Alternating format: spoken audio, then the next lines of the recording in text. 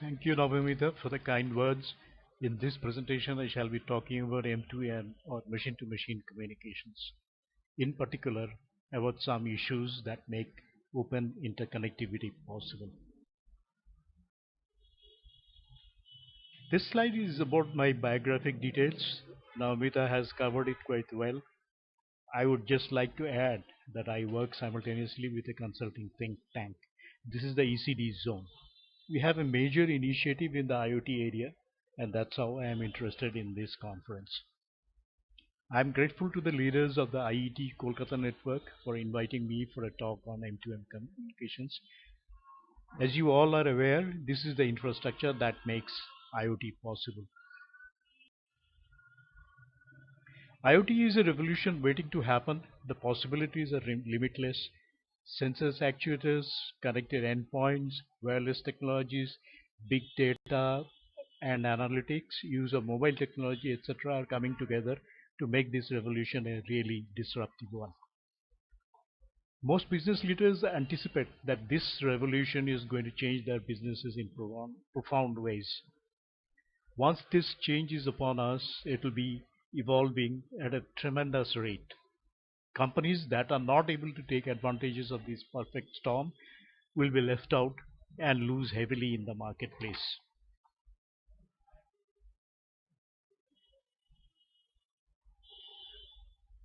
The wide range of applications that are possible are really limited by the imagination. Today, the world population has reached 7 billion. However, what is our real concern is that 1 out of 2 of this large population lives in cities.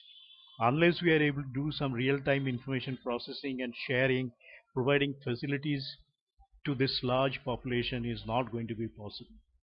For example, finding a parking place could become a huge time waster, whereas with IoT, one could find what spaces are available at the instant and how to get there. Controlling the living conditions of one's own habitat and the city as a whole would become necessary.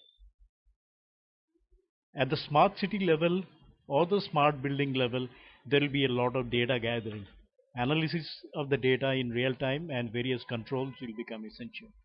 One may want to control the room and air conditioner. City traffic controllers may want to control traffic signals at various points depending on the traffic conditions. The dimensions of the market these use cases represent will generate such huge amounts that estimates vary by several degrees. However, just to get a feel of how things are going to be, this study indicates there will be 50 billion connected devices. The business will get generated will be of the order of 2.5 trillion US dollars worldwide.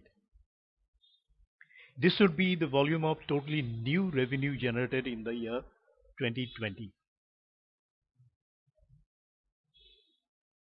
When things become all pervasive, one time this used to be called ubiquitous computing, users become concerned with their privacy. Security is another concern. The simple hardware at the endpoints may not have security features built in. How is that to be taken care of? Your local network may need to interact with others. Will you be able to extend the trust on this neighboring network too?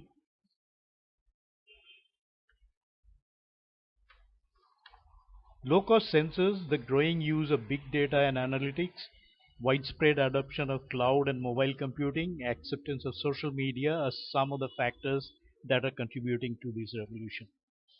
Availability of wireless technology and standardization of IPv6 are other factors that help. IPv6 addressing makes it possible to accommodate billions of unique addresses required by the IoT scheme of things. As we mentioned earlier, the IoT applications are really diverse. Here there are some examples from a range of application verticals. These are a few samples. There are no limits to what you can put this technology to use. Just for example, the retail business can have applications set up in areas of inventory management, customer relations, personalized and predictive services, optimized and connected inventory, and so on. Public sector use cases can cover smart cities, connected infrastructure, better security, congestion and lighting management, and everything else imaginable. Industrial applications of IoT is often named the Industrial Revolution 4.0. Some 80% of the business leaders from a recent survey felt that failing to take advantage of this revolution will have definite disadvantages for businesses. Yet, more than 20% of businesses have not woken up to the signs of this impending disruption and do not have a clear strategy yet for getting on the bandwagon.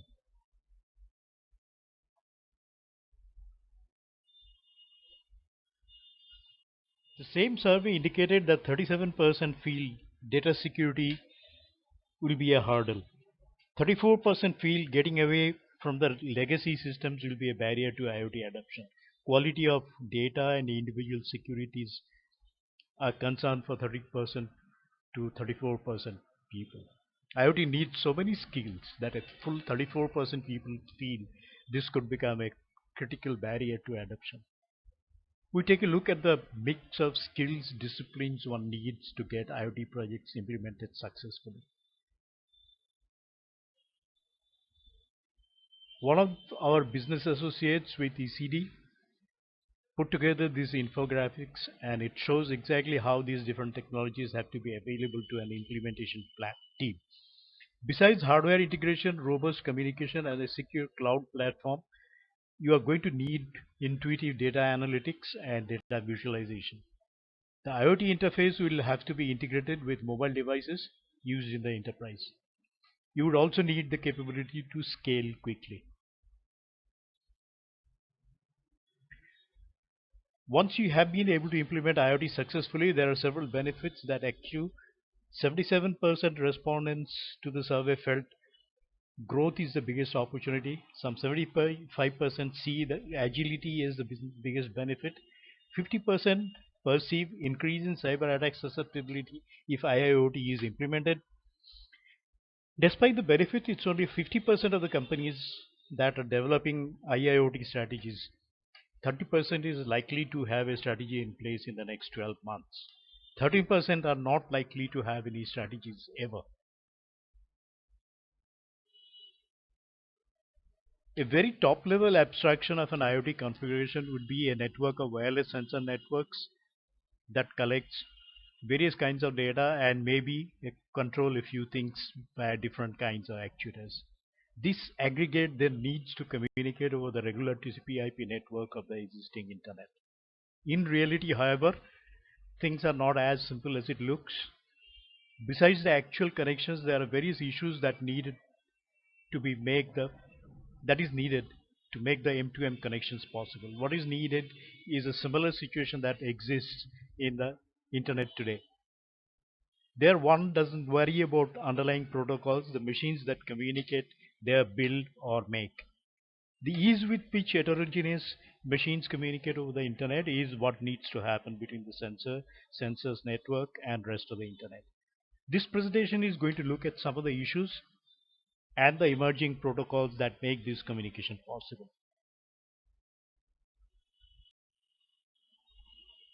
The overall structure of the IoT is as indicated in this slide, with the sensors and actuators right at the bottom. The next level is occupied by the things, the smart buildings, smart city systems, and so on. You have the protocols necessary by these sensors and sensor networks to communicate at the next level. Some examples being 6LoWPAN, ZigBee, RFID, NFC, etc. Then comes a gateway that lets all these lower levels to communicate easily with the internet as we know it. Why the gateway? Mainly because the sensor node or the networks do not have the capability to run a full TCP/IP stack. Not only the controlling processor do not have enough processing horsepower to execute the full stack, these needs to conserve power they use. Often they are located at remote and inaccessible points, making it difficult for regular battery replacements. Even when they communicate, they do so in short packets. Protocols supporting such communications, ZigBee for example, use packets that have a maximum payload of just 104 bytes. Wi-Fi, DSL, fiber, mobile communications links make connection to the existing network possible. As to be expected, applications run on the final layer over the all-powerful open TCP/IP compatible network that covers the globe today. Let us now try and define M2M communications formally, this being the domain of this current study. All the foregoing was presented to provide us a frame of reference. M2M communications cover a set of technologies that lets wireless wired communications between systems possible. Minimal or no human intervention is normally required to maintain these communications. The automatic communication between machines makes the next step up Internet of Things possible. The applications, data analytics riding on this infrastructure is the IoT as we know it.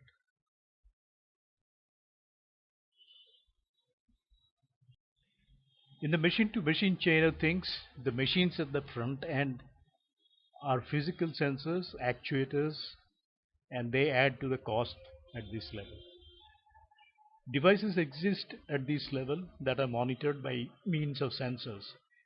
This layer also has also may contain devices that are instructed to actuate things.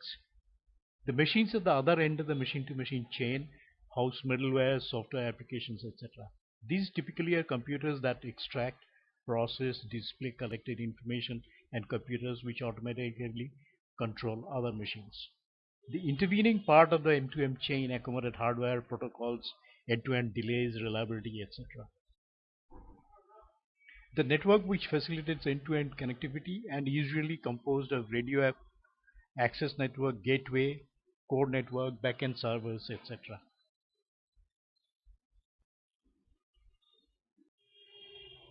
Some characteristics of the M2M systems include the following. Autonomous operation, large number of nodes sending out small amounts of data once in a while. Data is mission critical though. Self-organized setup, power efficiency is essential, high reliability is a given. Implications of these requirements is that systems must be very simple, often supported by a simple microcontroller. These are likely to sleep most often to conserve power. On-site support is not possible, nor software firmware upgrades. The system sends out small packets of data when it wakes up. Full TCP/IP software stack to integrate the internet will be impractical in these systems, and intermediate gateway becomes essential. By 2020, the size of IoT related needs is going to become really huge. For example, number of sensors in use in IoT applications could easily become something like 21 billion. That should be more than 212 billion devices and will cover all types including motion, chemical, light, heat, sound, etc. Multiple sensors will get hooked up to 50 billion devices such as smartphones, wearables, automobiles, domestic, etc. 25 billion networks including Bluetooth, NFC, Wi-Fi, etc. will be facilitating such M2M communications.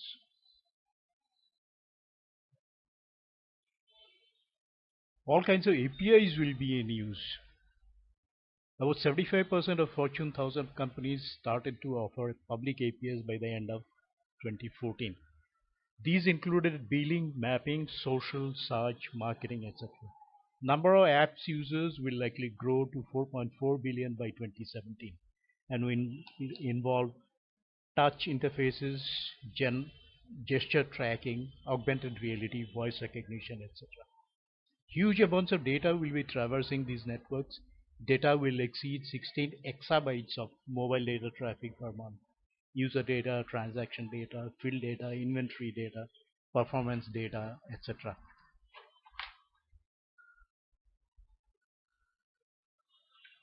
Sensors and actuators will get connected via cable, XDSL, optical in the wired category. Wireless capillary or short range category will be supported by WLAN, ZigBee, IEEE 802.15.4, etc. Wireless cellular will provide connectivity through GSM, GPRS, Edge, 3G, LTE, M, WiMAX, etc.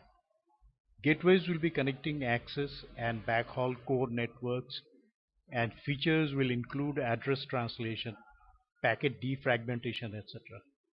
Backhaul core internet network will be connected to computer systems via IPv6 enabled internet.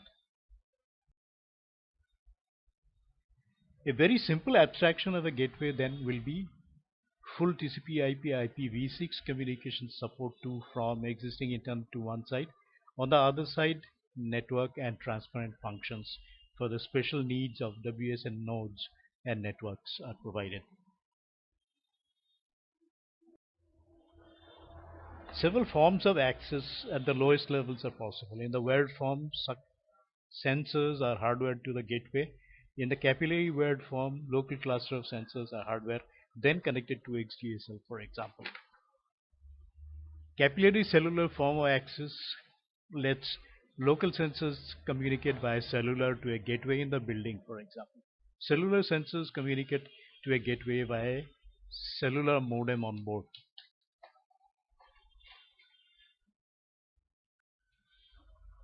M2M access network features are displayed in this slide. Wired solution has dedicated cabling between sensor and gateway. They are very reliable and can support very high rates of communications involving little delay. Communications is quite secure, however, these are very expensive to roll out. Wires are open to vandalism. These are not scalable, nor do they have mobility. Wireless capillary solution has shared long-range link network. It is cheap to roll out, generally scalable, and low power solution. These are solutions for a short range requirement. These support low rates but has weak security. They are prone to interference and lack universal infrastructure coverage. Multi-hub solutions are not possible. Wireless cellular solution provides dedicated cellular links.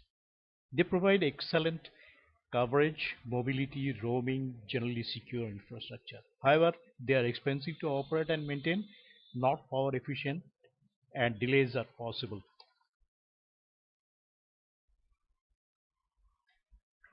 There are some challenges involved in either capillary or the cellular mode of communications. In the capillary communications mode, range could be a problem, and multi-hop mesh will be needed to increase the range. Delays will increase due to multi-hopping.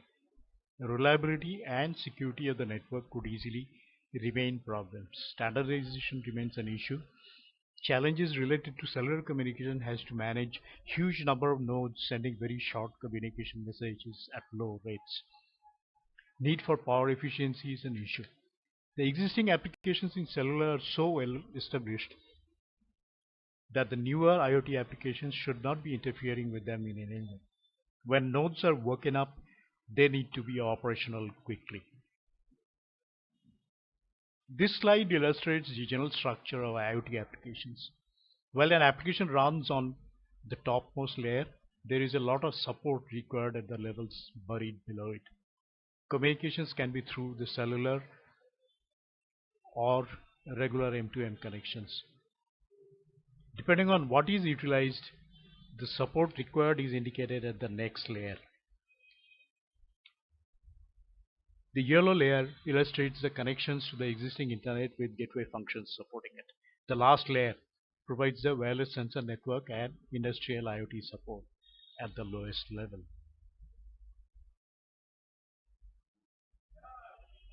A major reason that we do not need to worry about communication support in the form of TCP/IP despite using heterogeneous hardware and software is that they meet well-established standards. In the case of IoT, things are in a flux still. Until a stable situation like what prevails in the regular internet, solutions are not going to be as open and interchangeable as the primary internet. As always, this will happen when standards stabilize and a few get well accepted. The complexity of the situation is illustrated in this slide, where such a mix of standards making bodies in involved.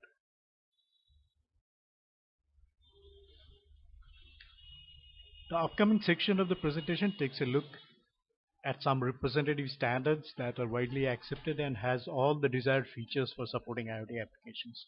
We start with the 6LoWPAN or the IPv6 over low power personal area network. We have been pointing out that the crux of the communication problem with the lowest level WSN mode nodes is that they cannot manage TCP/IP overheads. These nodes can only manage short bursts of communication packets. 6LoWPAN tries to bridge these two worlds in a particular way. The tactics used by IETF standard is to use IEEE 802.15.4 low power radio for devices with limited space, power and memory. The standard provides for an adaptation layer above the 802.15.4 link layer. It provides the ability of TCP/IP communications above the adaptation layer. The adaptation layer helps fit 802.154.4 frames with TCP/IP stack. If one were to compare 6LoWPAN protocol stack with the regular 7-layer architecture, it would look like this illustration here. The equivalence of various layers with classic 7-layer show that the presentation and session layers are not particularly utilized. The adaptation layer also takes care of the packet fragmentation as well as reassembly that become necessary. Routing of messages is also taken care of.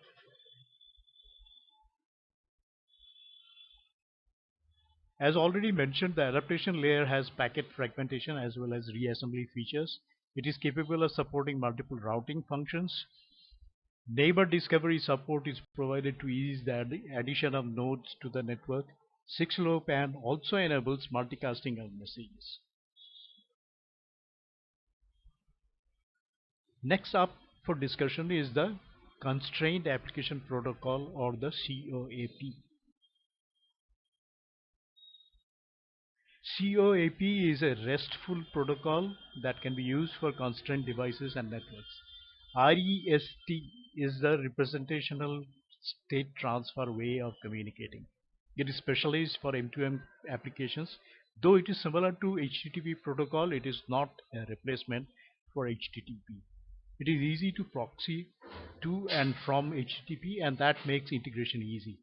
This protocol support, unfortunately, is not yet available on all public clouds. It is able to provide facilities for communication of constrained devices.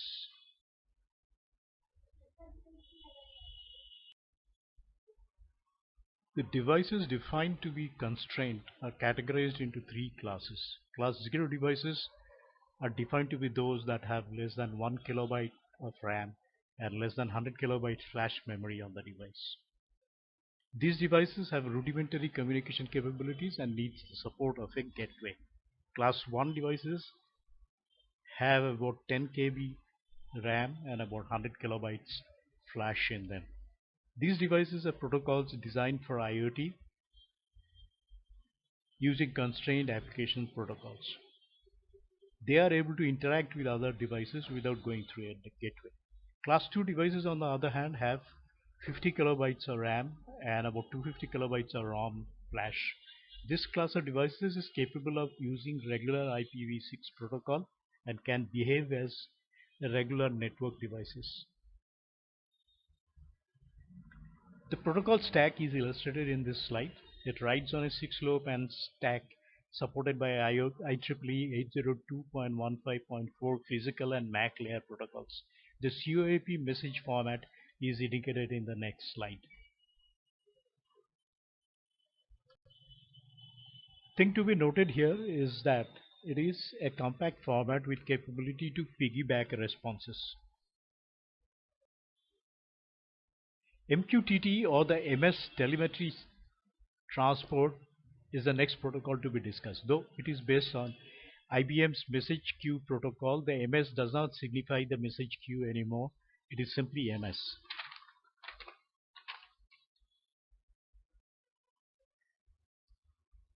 It is based on a client-server model. The server works as a broker that supervises message distribution to clients. Clients subscribe to topics or types of information messages.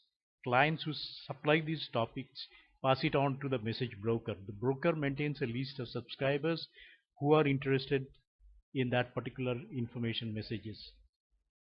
The server then distributes that particular information bit to the subscriber. The protocol allows clients to subscribe to multiple topics. Clients open TCP connections to a broker and receive the topic subscribed to. The publisher subscriber model allows MQTT clients to communicate one-to-one, one-to-many, and many-to-one. This slide illustrates the transactions that are managed by this protocol.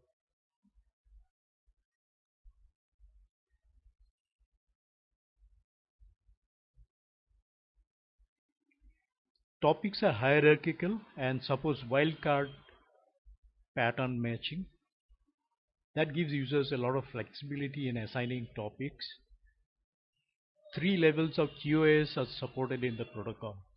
Fire and forget type of service lets the client to publish, and it may not be guaranteed that it will reach the subscriber. By contrast, delivered at least once makes sure the subscriber receives the topic. The third mode of QoS ensures that the item is delivered exactly once and no duplicates are received. It is possible for clients to register a last will and testament message to let subscriber know when they disconnect.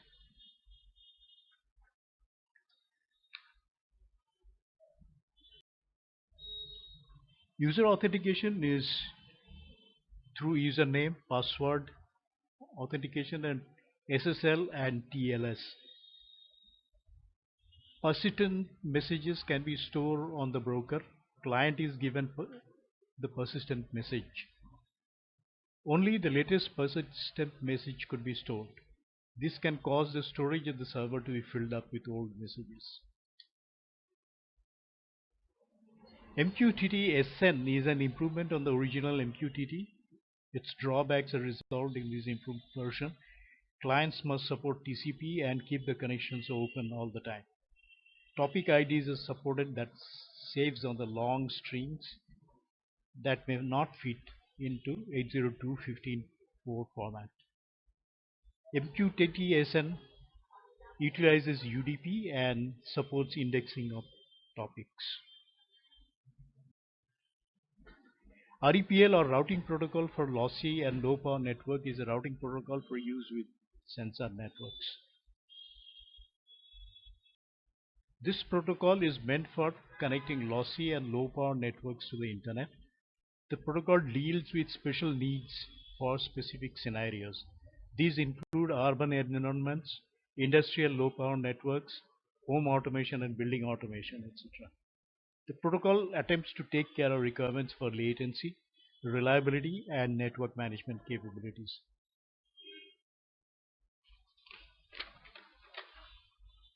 Protocols such as REPL and similar ones must take into account peculiarities of LLN devices. LLN devices need to be optimized for energy saving. They are capable of maintaining very little state information. Just Unica's traffic flows do not describe the possibilities well in LLN situations. LLN traffic flows can be any of the 3 patterns: multi-port, point-to-point traffic, MP2P, point-to-multipoint traffic, P2MP, and point-to-point P2P traffic. Often such traffic must be carried over links that can forward only small frames. Any routing protocol needs to take the peculiarities into consideration.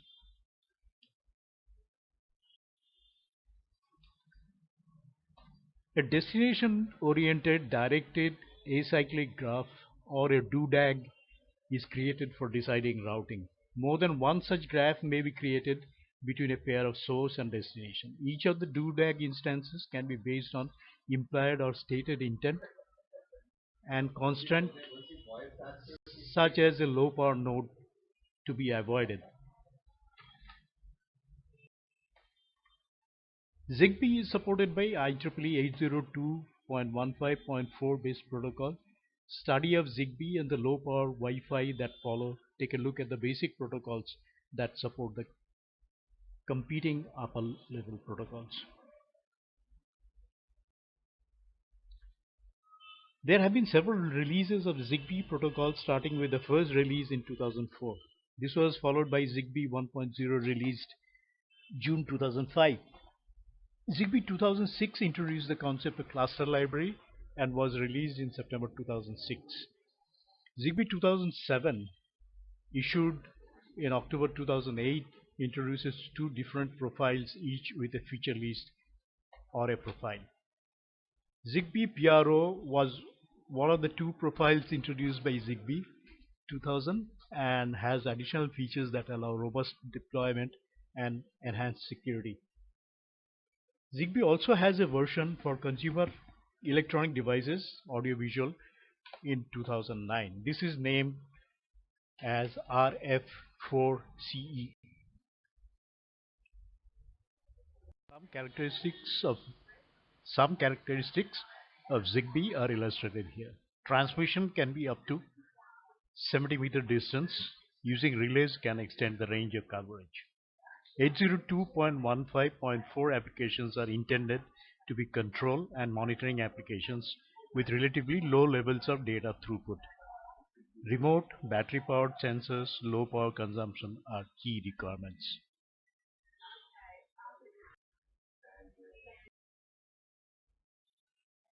This slide illustrates ZigBee PHY and MAC layers. CSMA techniques are used to determine when to transmit. Unnecessary clashes are avoided that way. The system is specified to operate in one of the three bands. A total of 16 different channels available at 2.4 GHz, and it supports a data rate of 250 kbps. It is capable of operating at two other frequency bands. For 915 MHz, there are 10 channels, and the standard supports a maximum data rate of 40 kbps.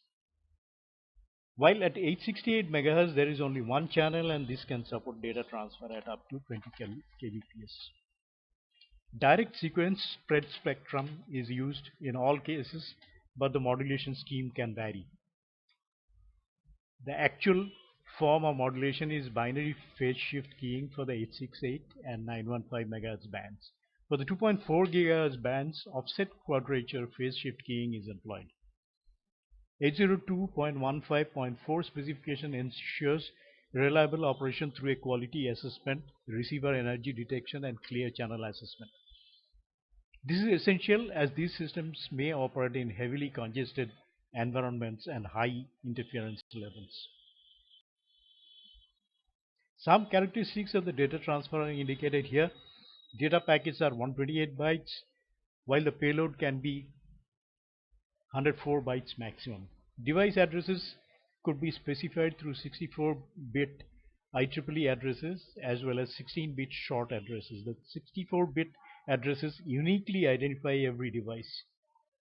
The short addresses are used when the network has been set up. In this format, up to 65 devices could be set up.